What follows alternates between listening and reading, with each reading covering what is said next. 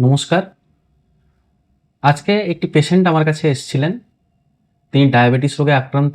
তার জন্য উনি ইনসুলিন নিচ্ছেন এবং উনার ২ দিন ধরে পাতলা হচ্ছে, সাথে বমি হচ্ছে এবং মাঝে মধ্যে পেটটা একটু ব্যথা, ব্যথা করছে। তো উনি বাড়িতে ২ দিন ছিলেন এবং আজকে উনি আমাকে দেখাতে আসেন। তো আমি দেখলাম, দেখে কিছু ওষুধপত্র দিলাম। তার সাথে বললাম যে, "আপনার তো সারাদিনে ৪-৫ বার পায়খানা হচ্ছে এবং পায়খানাটা জলের মতো। তো আপনি এই ওষুধগুলি খাওয়ার সাথে একটু ওআরএসের জল খাবেন। কারণ ওআরএসের জলটা কিন্তু আপনাকে খেতেই হবে। এটাই কিন্তু আপনার মেইন ট্রিটমেন্ট।" তো তিনি যেহেতু ডায়াবেটিস রোগে আক্রান্ত, তো তিনি আমাকে একটা খুব সুন্দর প্রশ্ন করলেন। "আচ্ছা ডাক্তারবাবু, ওআরএসে তো গ্লুকোজ থাকে, আমি তো সুগার রোগী, ইনসুলিন নিতে হয়। তো আমি কি ওআরএস খেতে পারবো?" প্রশ্নটা কিন্তু ভালো প্রশ্ন। কারণ উনি এটাই জেনে এসেছেন যে সুগার থাকলে গ্লুকন ডি, গ্লুকোজ এবং কার্বোহাইড্রেট জাতীয় খাবারগুলো খেতে আমরা মানা করি বা কম খেতে বলি। তো ওনার প্রশ্নটা যথাযথই। তো আসুন আজ উত্তরটা জেনে নেওয়া যাক। নমস্কার, আমি ডক্টর মনোদীপ। আমি একজন মেডিসিন বিশেষজ্ঞ। তো আমরা যে উত্তরটা খুঁজছিলাম যে ডায়াবেটিস রোগীরা ওআরএস খেতে পারবে কিনা। তো প্রথমে জানতে হবে আমরা ওআরএস কেন খেতে বলি ডায়রিয়া হলে। তো একটু জেনে নেওয়া যাক প্রথমে যে ডায়রিয়া জিনিসটা কি। আপনার যে স্টুল অর্থাৎ পায়খানা, তার যদি কনসিস্টেন্সি আর ফ্রিকোয়েন্সি এই দুটো চেঞ্জ হয়ে যায় এবং এই কনসিস্টেন্সিটা নর্মালের থেকে যদি একটু পাতলা হয়, অর্থাৎ পায়খানাতে জলের পরিমাণটা বেশি থাকে এবং তার সাথে ফ্রিকোয়েন্সি অর্থাৎ সারাদিনে যদি আপনার ৩ বারের বেশি পায়খানা হয়, তখন আমরা এটাকে ডায়রিয়া বলি। তো এই ডায়রিয়ার মধ্যে অ্যাকিউট ডায়রিয়া সব থেকে কমন, অর্থাৎ ২ সপ্তাহের মধ্যে যে ডায়রিয়াগুলো ভালো হয়ে যায় তাকে আমরা অ্যাকিউট ডায়রিয়া বলি। এবং এই অ্যাকিউট ডায়রিয়াতে প্রত্যেক বছর প্রচুর মানুষ আক্রান্ত হন।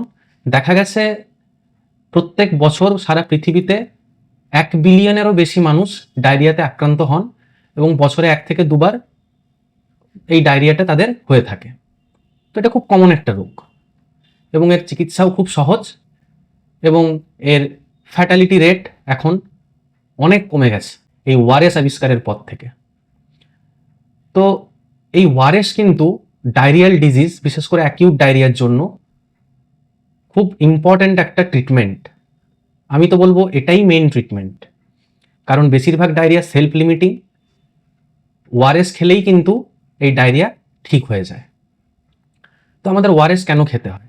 কারণ ডায়রিয়া হলে আমাদের শরীর থেকে প্রচুর ফ্লুইড লস হয়, জল বেরিয়ে যায়, সাথে ইলেকট্রোলাইটসগুলো বেরিয়ে যায়। সোডিয়াম, পটাশিয়াম, ক্লোরাইড, বিভিন্ন ধরনের যে ইলেকট্রোলাইটসগুলো থাকে সেগুলো পায়খানার সাথে বেরিয়ে যায়।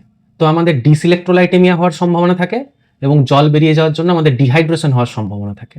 তো এই দুটো জিনিসই আমাদের রিপ্লেনিশ করতে হয়, অর্থাৎ শরীরের মধ্যে জলের এবং এই ইলেকট্রোলাইটসগুলোকে আমাদের বেশি বেশি করে সরবরাহ করতে হবে। তার আইডিয়াল একটা সোর্স হচ্ছে ওআরএস।